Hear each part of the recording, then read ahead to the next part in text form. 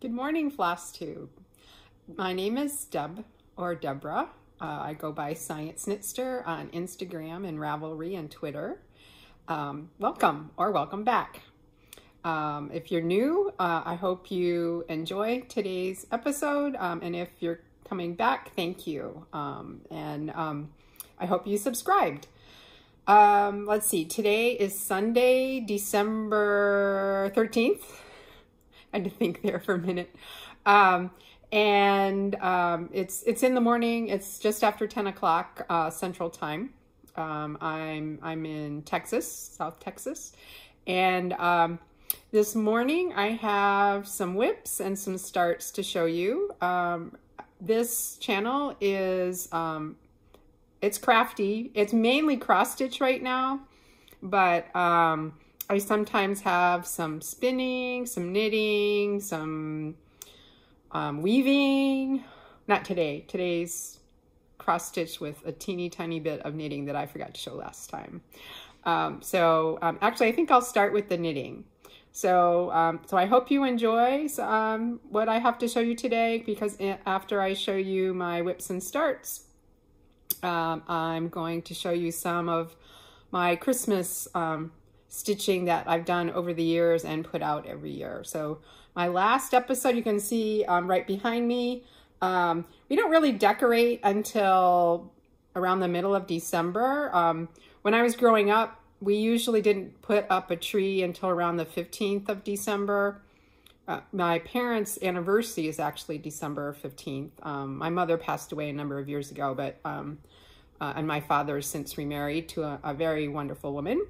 My stepmother, Nora. But anyway, I keep getting off on tangents. But anyway, so we would usually put up the tree on their anniversary, and often we would have pizza for dinner because they eloped, and their wedding reception was a pizza dinner with some friends. Interesting life my parents had. So let me get started with my little teeny tiny bit of knitting. I haven't been knitting for quite a while.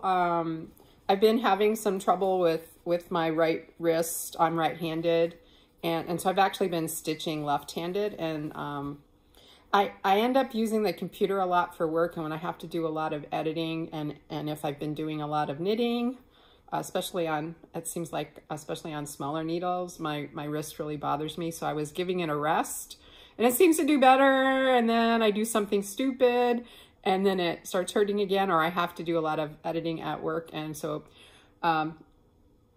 next time I see my orthopedic doc for my knees, because I have really bad arthritis in both knees, I should probably ask him about my wrist and what I should be doing for it. I'm hoping it's not carpal tunnel. I don't get the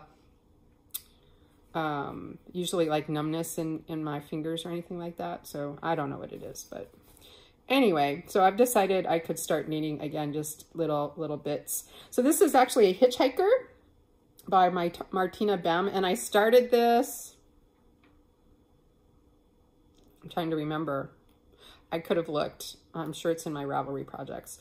Or I could look on Instagram. But I started this as a knit along with Michelle Bendy Stitchy and Zakia from Lady Wing Designs.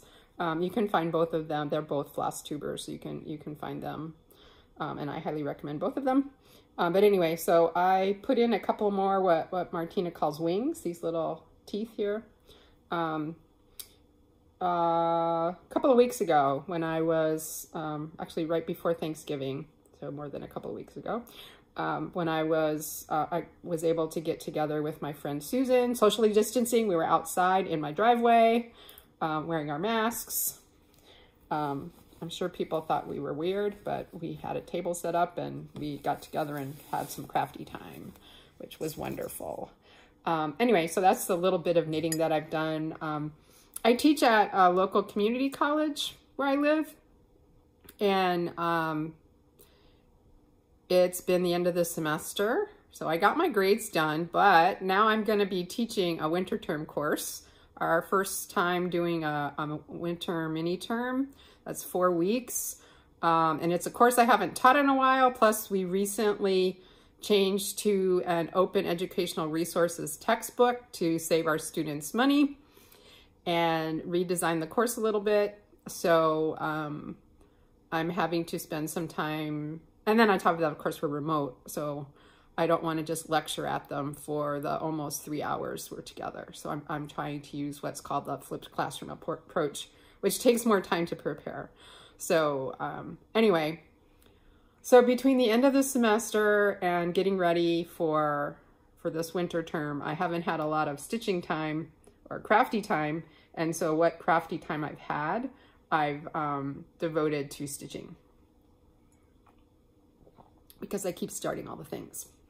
But, oh, I wanted to show my mug. This is a mug. I can't remember if I bought this one. I think I bought this one for myself, or someone gave it to me.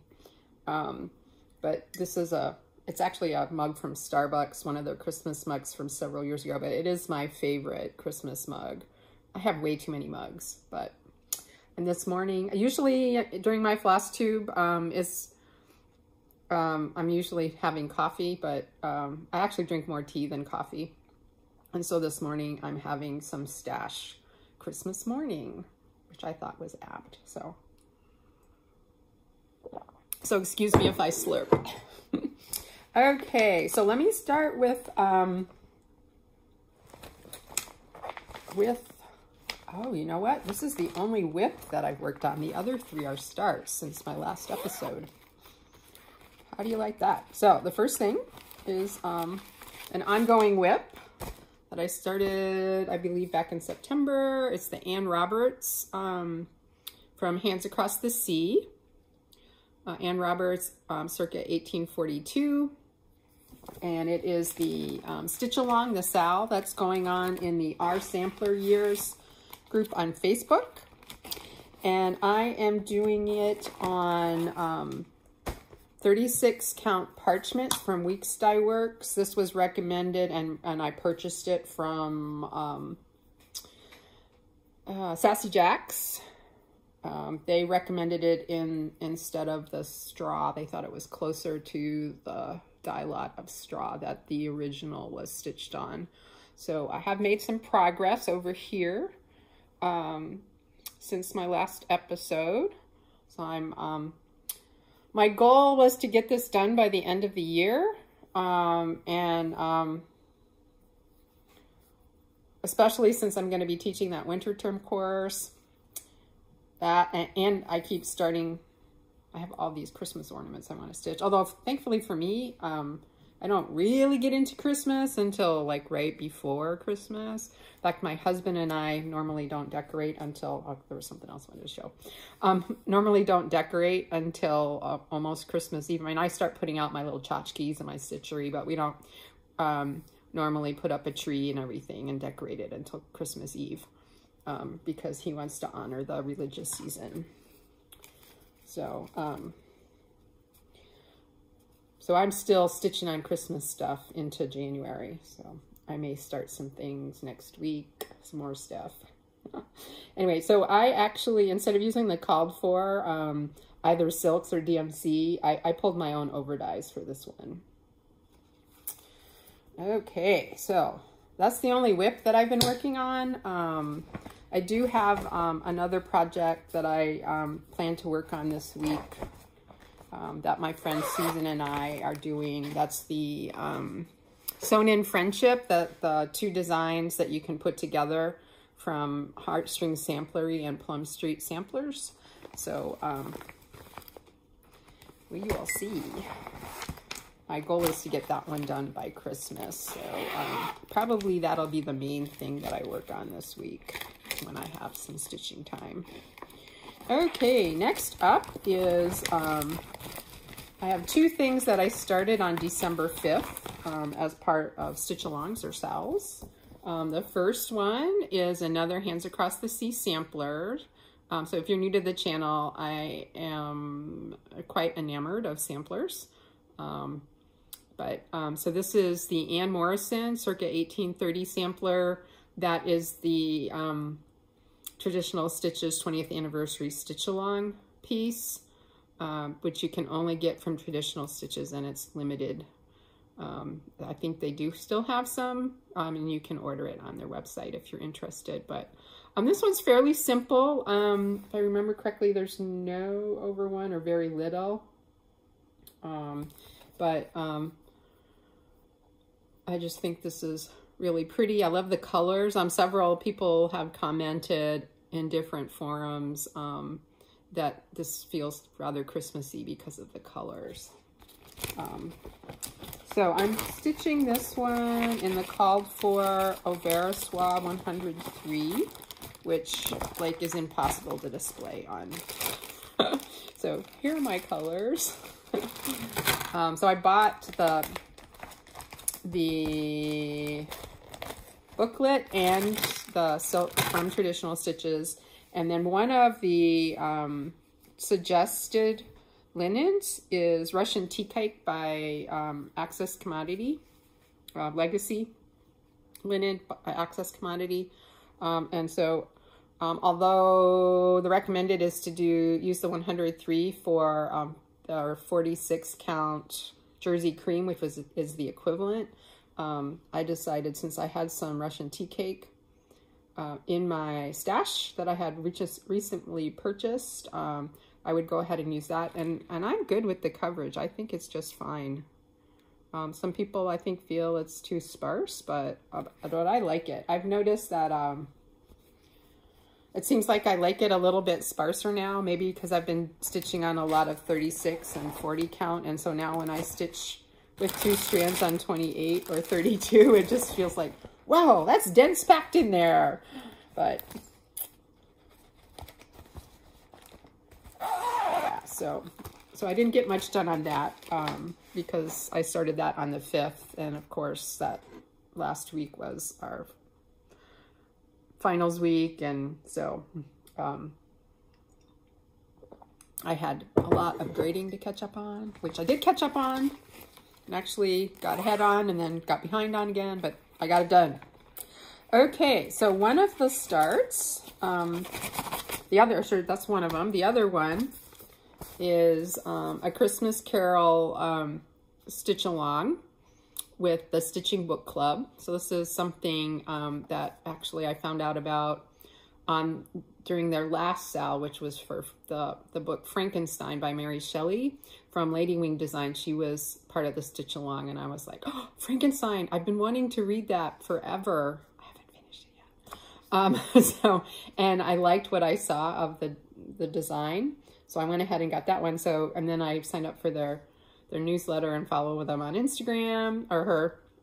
It's actually Sapphire Mountain Handcrafts. So she has an Etsy shop. But anyway, you can get this there. The first 2 parts are released.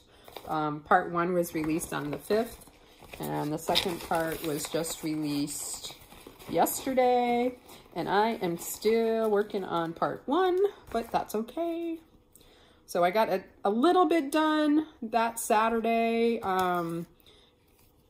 while watching. I started it Saturday night after I'd done some work, and I'm trying to think. Oh yeah, I was watching A Christmas Carol, the Sir Pat version, Sir Patrick Stewart, because Sir Pat, that's my favorite.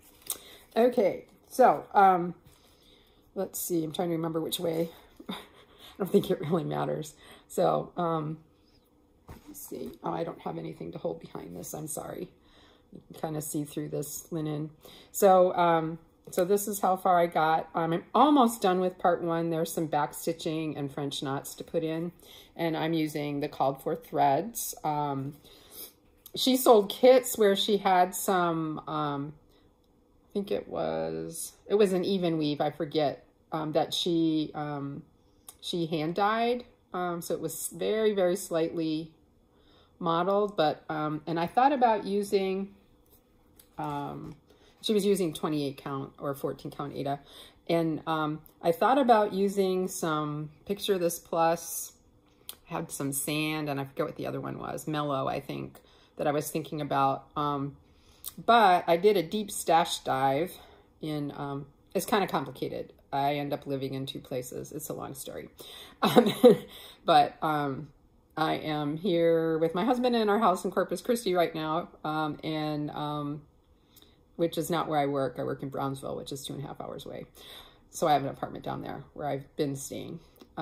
Anyway, since we're remote, I decided to be here for a while.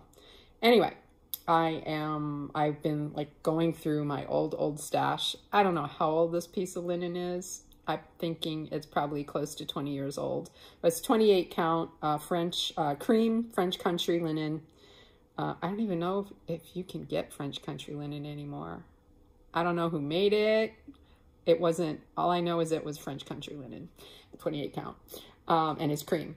So I decided to use that because I'm trying to stitch more from my stash because I went a little crazy since COVID, let's just say.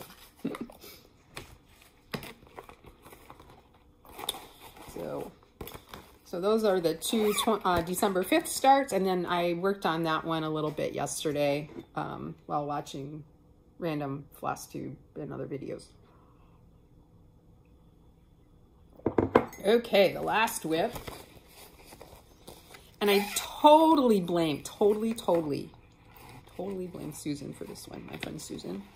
And I don't really have threads to show because they're not organized. I haven't organized them because I'm missing some, which I'm sure I have in Brownsville. So this isn't gonna get finished until around Christmas. But it's the Marian Bright freebie by With Thy Needle and Thread,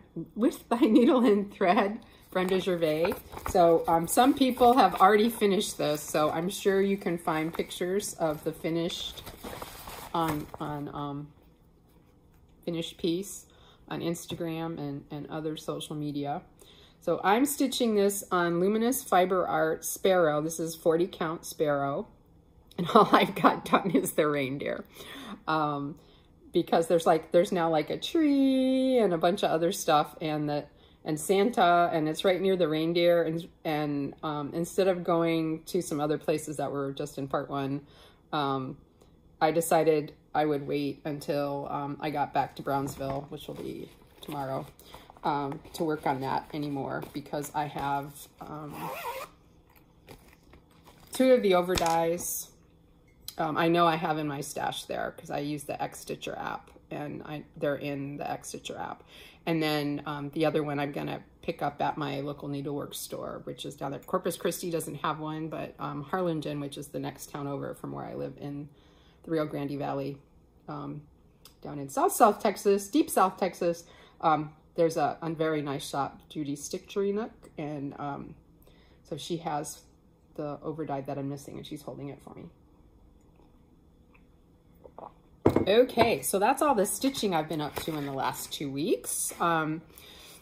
So as I said, I thought I would show you some of the stitchery that I've done over the years for Christmas, and that I put out every year. So I'm gonna actually start with a quilt that I'm almost embarrassed to show because it's not like fancy quilting or anything, but it's a Christmas panel that I found. This was from several years ago, and I don't even remember which company. I know some of these fabrics here are from Moda, but it's the Nativity, and it's actually the Nativity has some of the things from the Nativity story from St. Luke. And the other thing is I actually collect nativities, and some of them are stitched. I'll show you one of my stitched nativities today. It's not a fancy one or anything, but you can see, so it's the story from St. Luke, and it's just got, you know, wise men and everything, the shepherds. It's really cute. I loved the colors, the jewel tones, but I did this for my husband because his favorite, like, one of the Christmas shows that we watch each year is the Charlie Brown Christmas. Although my husband almost hates it because, although it's his favorite, he has a love-hate relationship with it because of the way Charlie Brown gets treated. But anyway, his favorite part of that is when Linus tells the the nativity story from St. Luke. So when I saw this, you know, and it isn't really like cartoony, kid cartoony type, I knew I would do it for him. So I didn't do a lot of quilting on it because I'm not very good at, just mainly did some straight line quilting around things. I've tried my hand at free motion quilting on a sewing machine, and actually even a little bit on a quilting machine in a quilting store. Susan and I and our friend Ginger went and did a class one time at a shop in New Braunfels. Anyway, I was visiting up in Central Texas, and so I just wanted something, you know, I could put together and do some very simple quilting on, because that's all I can do. and so we hang that at Christmas time each year. So I'm going to actually hang that today, because I do most of the decorating. If it doesn't get hung today, it's not going to get hung until after Christmas, since I'm probably going to be in Brownsville until then. Okay, so I mentioned I like to stitch nativities, although I don't have that many. I have one other that's actually down in Brownsville that I'll show after Christmas. But this is one of the Bent Creek zippers, one of their snow globe zippers. So you know, to see, I actually have several of these. And I showed another one, the one with the cardinal last time. I'm trying to remember if I have any others. No, I think these are, I thought I had another one because I was kind of collecting them for a while because I think the snow globes are cute. But anyway, so this is Bent Creek. So that goes out. I have like a little, I usually try to do like a vignette of my nativities. Actually, when I was getting stuff out, I dropped one today that I picked up in Mexico many, many years ago. Well, not that many. And it broke. So I think I can probably put it back together. It's wooden, and it had the little people inside, and they came out and kind of broke apart, but I'll see if I can glue it back together.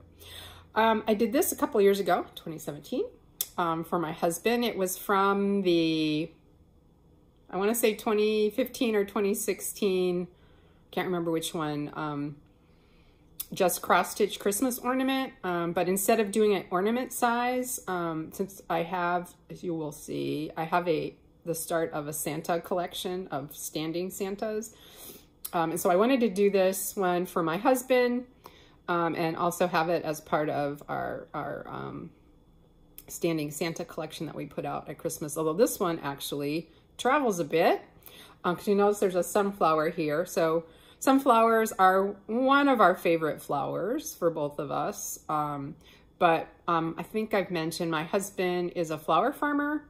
And so one of his main flowers, especially when he was first starting, is sunflowers, because here in South Texas, you can grow them pretty much year round. Especially here, we're on the water. So unless we have a really hard freeze, we usually don't freeze here. And so even if it gets pretty cold, he can keep them going.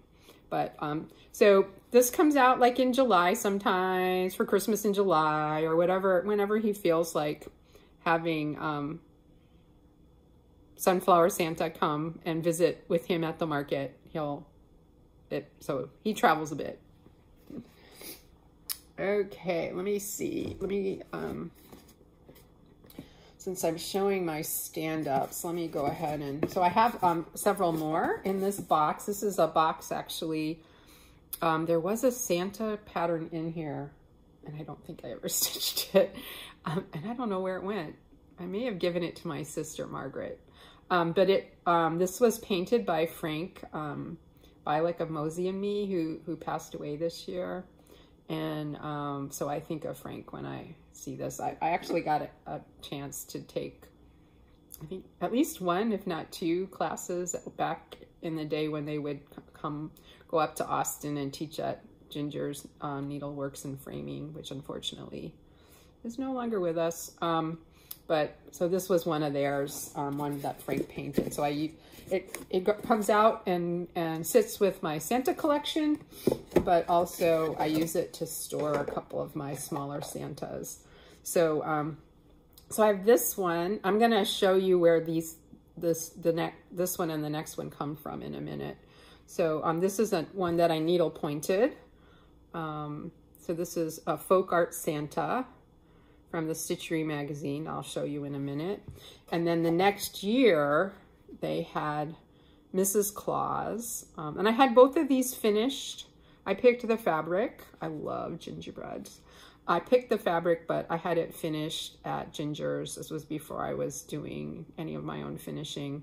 And I wish now, you know, they asked me, I'm like, do you want them both the same height? And I'm like, oh, okay. And then, you know, over the years, I've kind of been, now I wish I had asked them to make, you know, make her own height. But these go together. So Mrs. Claus. So this is my only Mrs. Claus in my little Santa collection. I don't know if I'll do another one. You don't see very many patterns for Mrs. Claus. And then, although this isn't a stand-up, and I didn't finish him as a stand-up because this came as a kit. There was a number of years when Ginger's Needlework and Framing were kitting up some of the 12 of the just cross-stitch ornaments. And I was in that club for a couple of years. They called it Ginger Snaps. Cute, huh? And this was one of them. So this was the Mosey and Me Santa from it might have even been 2005. No, it would have had to have been 2004 at the earliest, or the latest, since I finished this in 2005. I doubt I did it that year. But, so it's either 2003, 2004, probably 2004, because I remember I stitched this, was like one of the ones like, oh, I'm going to stitch that one because I thought it was so cute having this, plus it was Mosey and Me. So here's the back. So I did the finishing myself, but it came as a full kit. So I'm sure this was all the called for, probably the called for linen. And then I provided the fabric, but all the threads were in there and the beads and everything were in the kit. So even though this isn't a stand-up, it's really an ornament, I actually stand it up with my Santas. Okay, so let me show you, let me put these back in their box. And let me show you where these came from. I don't have the just cross stitch because I have those all electronically now.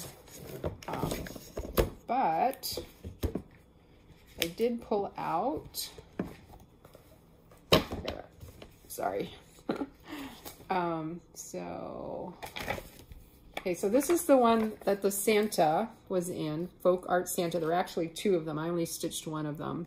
This is the Stitchery Magazine, which became Stitcher's World, which unfortunately no longer exists. This was from November 1997. I really liked this magazine because it had both needlepoint and cross stitch in it. And sometimes some other things like Brazilian embroidery, you know, just new and interesting things to try.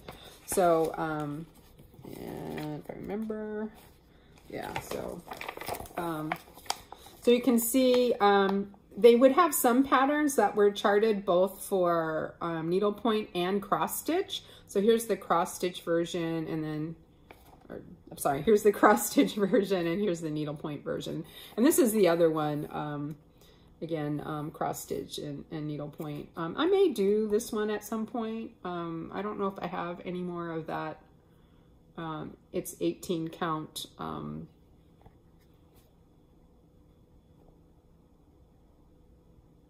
The thing you put needlepoint on, canvas, 18-point canvas, mono canvas. I don't know if if I have any more of that color. I like that color for these Santas. So someday I might do the other one. And then Mrs. Claus was in the next year, November 1998. And I stitched them, I think, one right after the other. So I did not stitch those in, I forget what year I stitched them. I'm trying to think. I didn't learn the knit to needlepoint until about 2001. So it would have been after that. So let me find Mrs. Claus here. I forget. I'm going to have to look in the front because I don't remember. I forgot to mark it.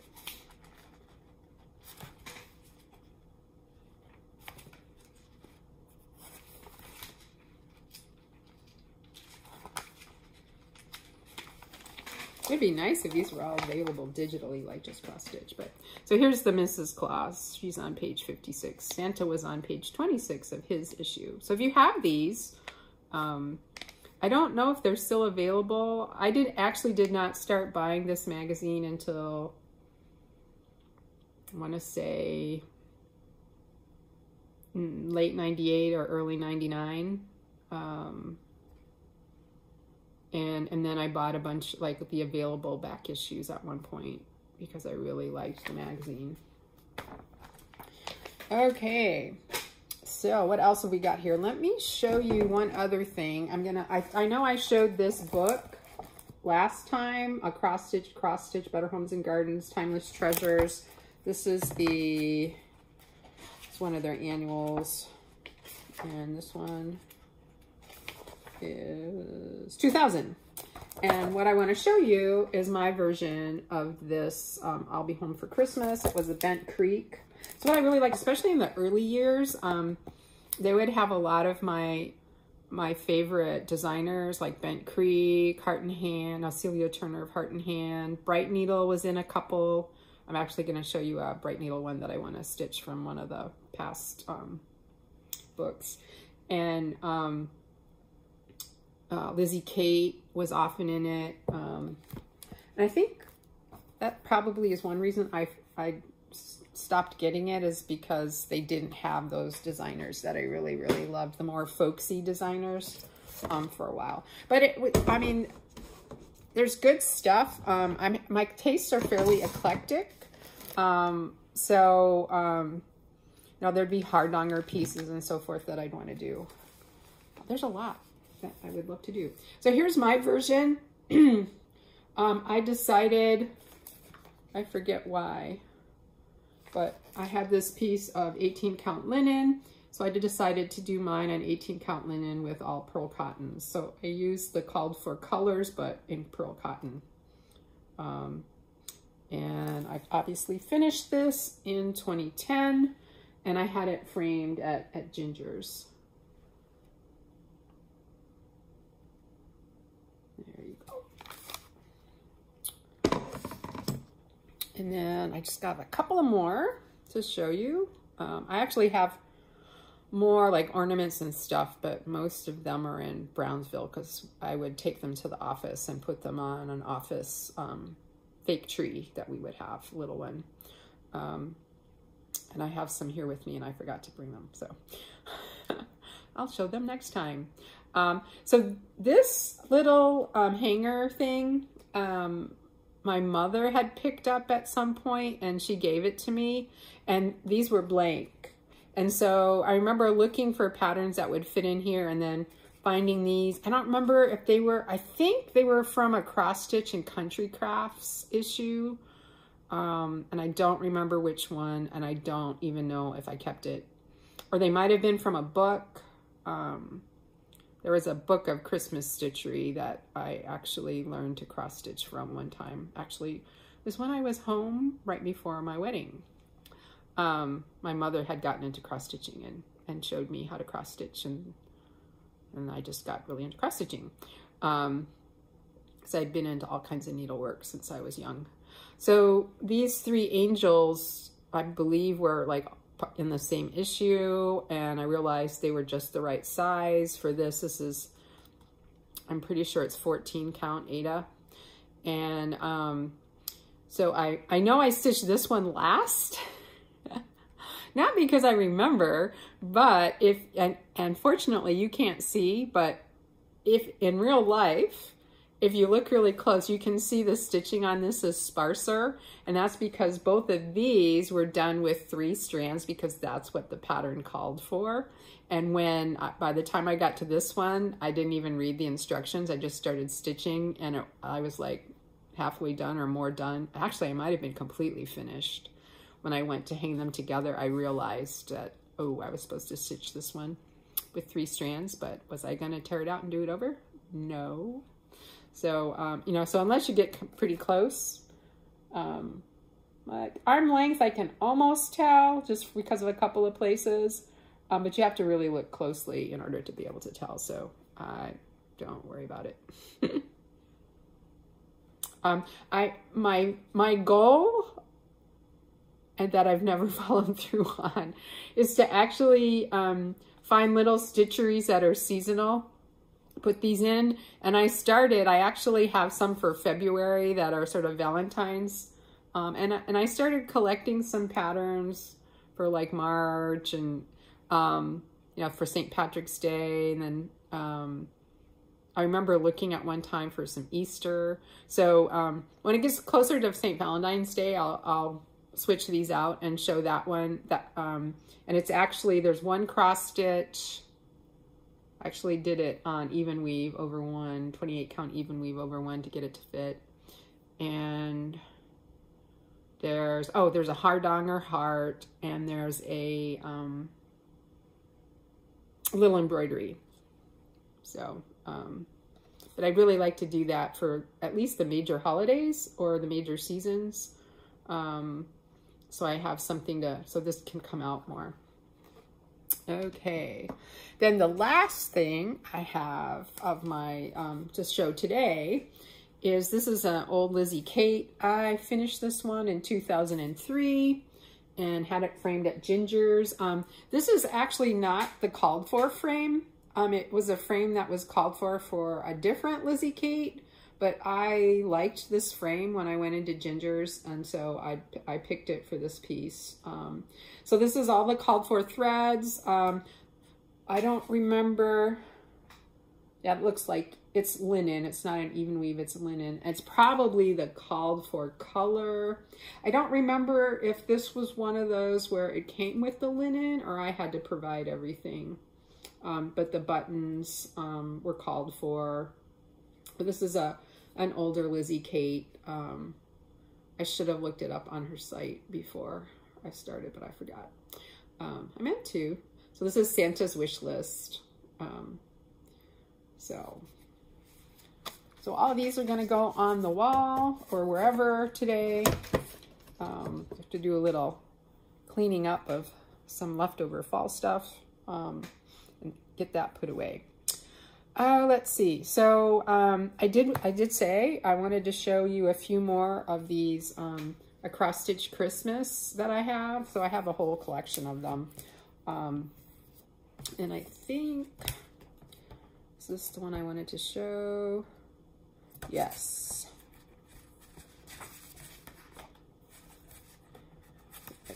I think it's this one, yeah. So I'm just going to show this one. I actually have a couple more that I could show, but I'm just going to show this one. So this is one of my favorite pieces from one of these. It's because this is one of my favorite Christmas songs. It actually may actually be an Advent song, but Aloha, a Rose Are Blooming. I learned that song first in German, taking German in, I can't remember if it was high school or college, but, and then I found out there was an English version. So, I really love this. And so I'm actually very tempted, when I was looking through these, that's one of the things, it's like all these markers, those are things I wanted to stitch. Anyway, it does call for over dies, and I'm not sure that I have, they're all Weeks Die Works, so I'm not sure that I have all of them. I haven't checked my Xstitcher app yet. It doesn't say what the original was stitched on, and I can't tell from the picture. I know sometimes they would do this looked like it's stitched over 2. They would do some of their stuff over 1 or have the option to do it over 1 or over 2, and they usually stitched on 32 count. So it was probably, the original was probably done on 32, but I'm thinking about doing it on 36 or 40 because I have some nice linens in that range that I think would work well. So I need to pull the colors and then also see, you know, how much have they changed since then. Okay, there was a couple other things I wanted to show. One, I don't know if you noticed my earrings, but I think these are very cute and Christmassy. I got these last year from Love is a Seed. I showed some of their fall, one of their fall their candy corn earrings in my last episode.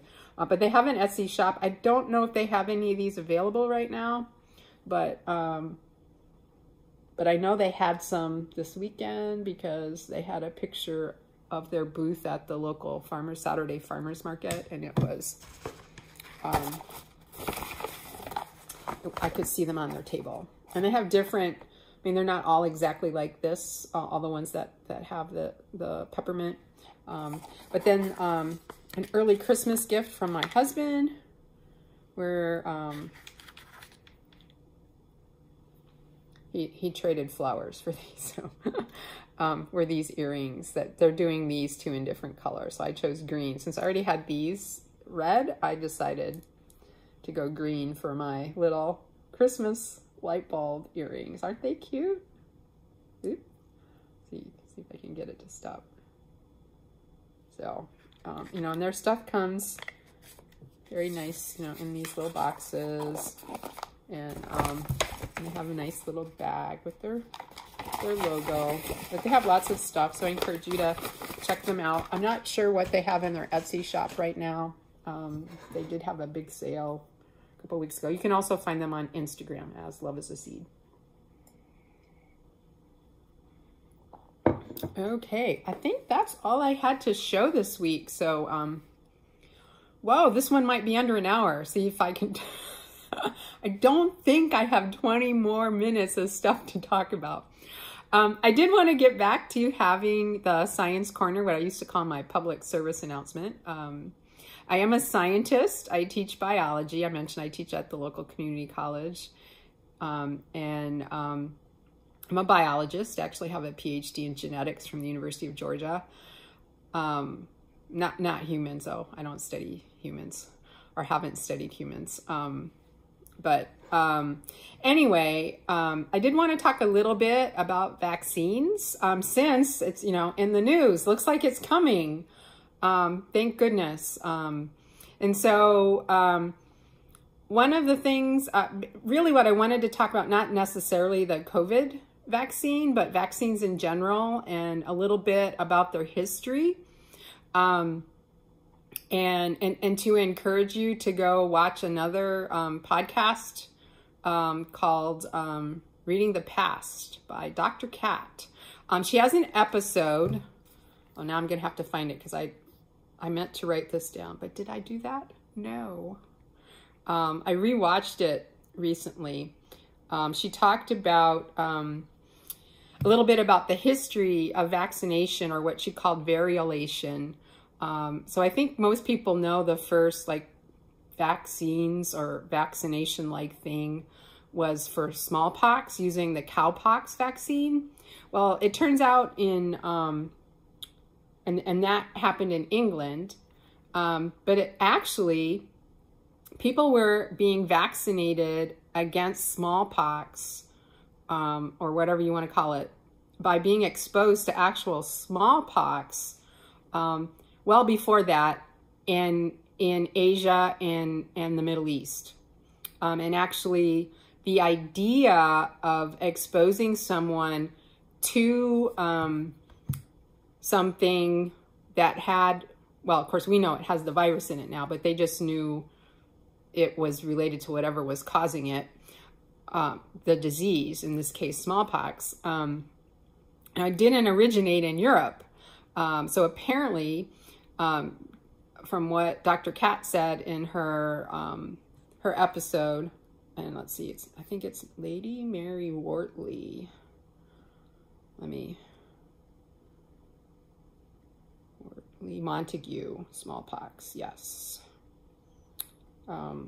Yes. So it's from an episode from about a year ago.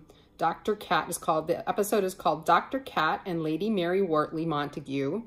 And she recounts the story of how they were using basically, I think it was like dried scabs, if I remember correctly, dried scabs from smallpox victims, and like basically making a small wound and putting some of that to expose the person to whatever was causing the smallpox.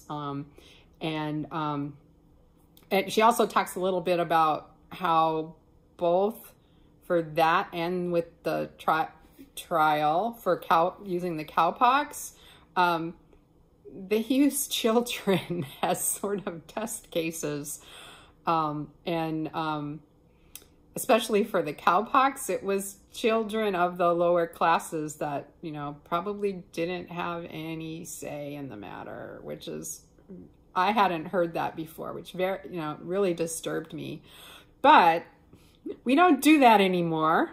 And hopefully, any reputable trial would be with adults, and presumably with people who volunteered.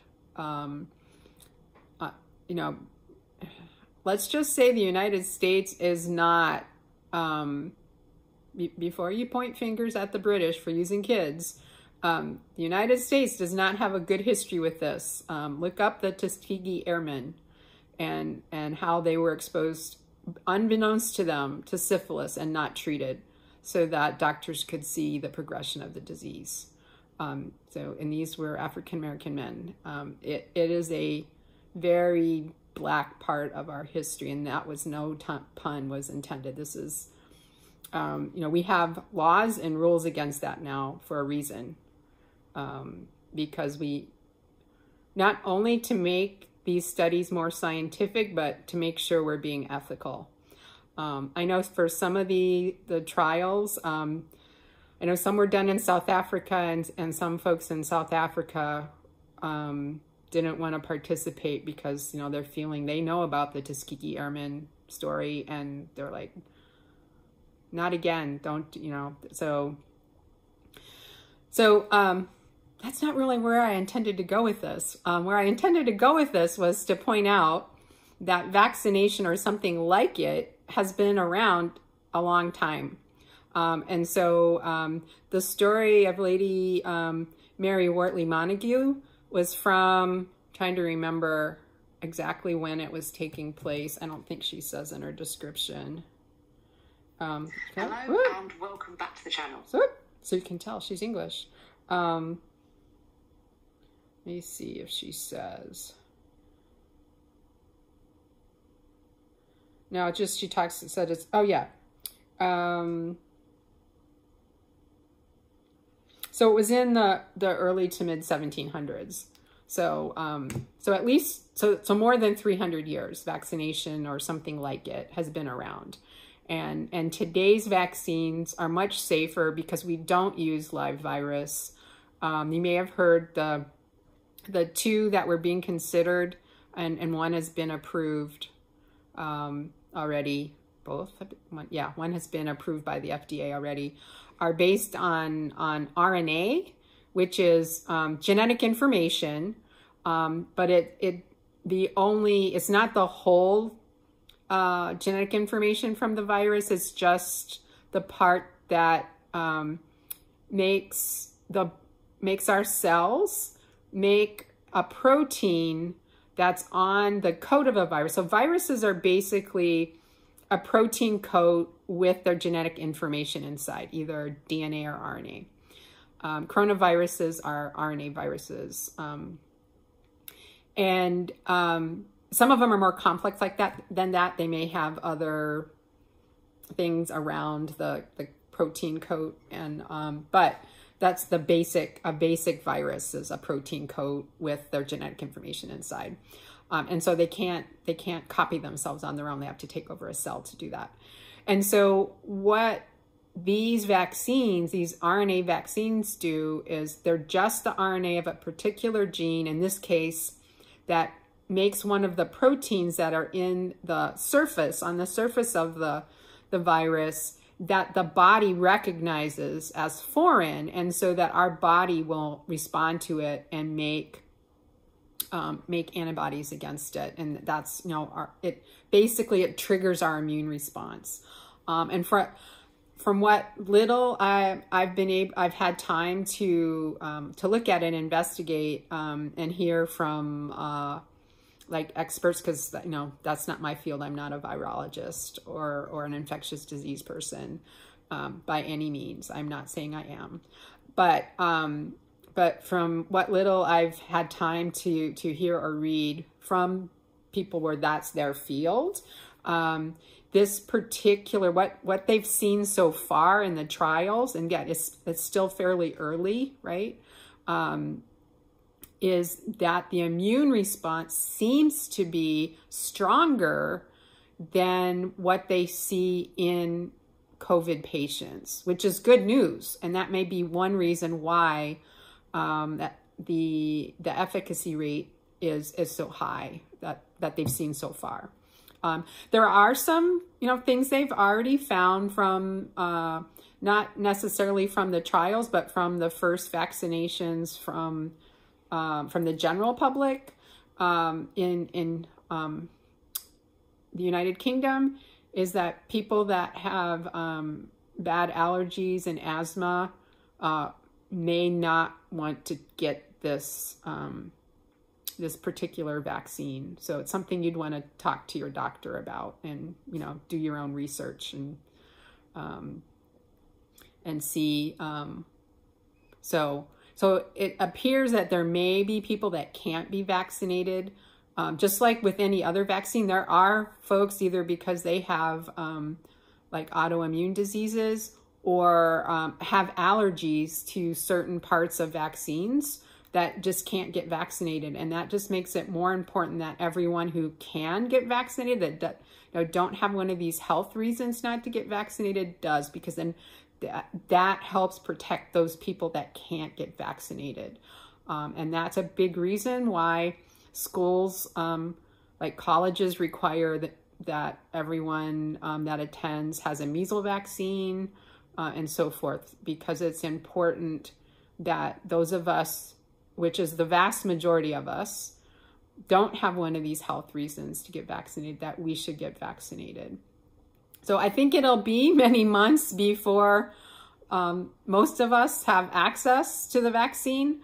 They need to distribute it, and, they have, at least we know that, the first batch are going to be healthcare workers and folks like that. From what I've heard, it's not the CDC. That's their part of their job, is like when you need to do an emergency thing like this, what's the process? That's part of their job, is to figure out what's the best way to protect as many people as quickly as possible. And so I haven't heard that they have said who will be in the next batch. But my understanding in like the first batch will be like healthcare workers and people, I believe either it's under consideration. Again, I should have double checked before I decided to talk about this. But I remember reading or hearing on one of the news programs that either folks like in nursing homes are part of this first wave, or they're expected to be in the second group that's targeted. So, but it's expected it'll be late spring at the earliest, before enough of the U.S. population is vaccinated for it to really start showing a difference in our coronavirus numbers. So even if you get vaccinated, please keep wearing a mask and social distancing. We need to keep doing those things so we can beat this thing. And that's all I have to say about science. So again, if you have any questions, science questions, I'd like this science corner. I end up talking about coronavirus most of the time. And I haven't actually had a little science part in a number of episodes, but I'd like it to be about more than COVID. So if you have any science questions, especially biology related, please feel free to ask in the comments or ask me on Instagram, and I will try to put it in one of my episodes. So I think that's it. We're coming up on an hour, just about 5 minutes short. So hopefully this won't take too long. My last episode, it pretty much took all day to upload and process. So hopefully this won't take that long. But I hope you enjoyed seeing my some of my Christmas stitchery. I do have some more to show. So in my next episode, which will probably be the Saturday or Sunday after Christmas, I'll show most of my stitched ornaments. And I think I have another Santa. Yeah, there's another Santa I think is part of my office decorations that I need to go liberate this week from the office at work. But okay, I hope you and your family are staying well and being safe. Please, as always, take some time to be kind to yourself, and please be kind to your neighbors. See you next time. Bye.